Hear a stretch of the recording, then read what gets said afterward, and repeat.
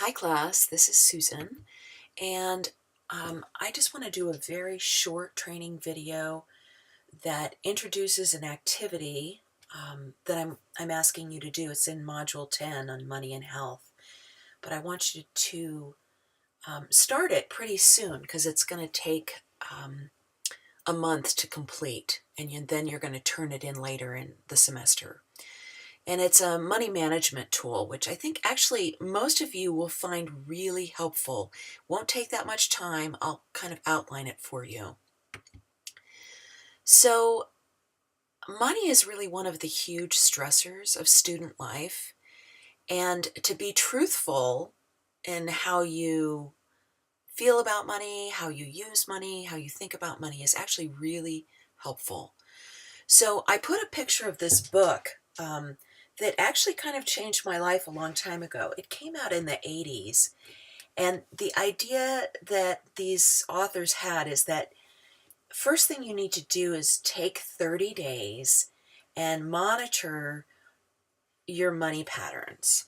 So that means really keeping track of how much money comes in and how much money goes out. And then they have a series of questions and 9 steps that help transform your relationship with money for your life. And it's really an excellent way to think about, to help you really think about what's important to you in your life. So rather than thinking about it as just about, money is a separate thing, it's all tied up in your happiness, your satisfaction, how you're spending your life energy, your goals, and your values. So I kind of culled out 2 of the important questions that these authors ask people for your consideration. And that is, once you get done with the 30-day, you can really look at, did I receive fulfillment, satisfaction, and value in proportion to life energy spent? Like if you spend $5 on a latte, is that worth your life energy? It's an interesting question. Is this expenditure of life energy in alignment with your values and life purpose? So I'm just going to leave those questions for you. And now I'm going to show you actually how to complete this process. So your book has a template, and I played around with just having you use the book template, but I actually think it kind of breaks things down into all these categories: money in from scholarships, grants, money in from paid work, and then money out for a variety of categories that you do each month. And I recommend using those if they work for you. But actually what I'd like you to do is use a spreadsheet that I created for all of you. So you're going to download this Excel spreadsheet that I have uploaded. If you do not have Excel, you actually should be able to open it with something called Open Office. But we'll work on that if you're not able to actually download Excel, but I'm hoping it's going to work. So I'm going to actually get out of this video and pull up this spreadsheet so I can show it to you so you can see, and this is what it looks like. So what I want you to notice is I've created all of these different categories, and then it will automatically tabulate into the categories. Okay, so let's say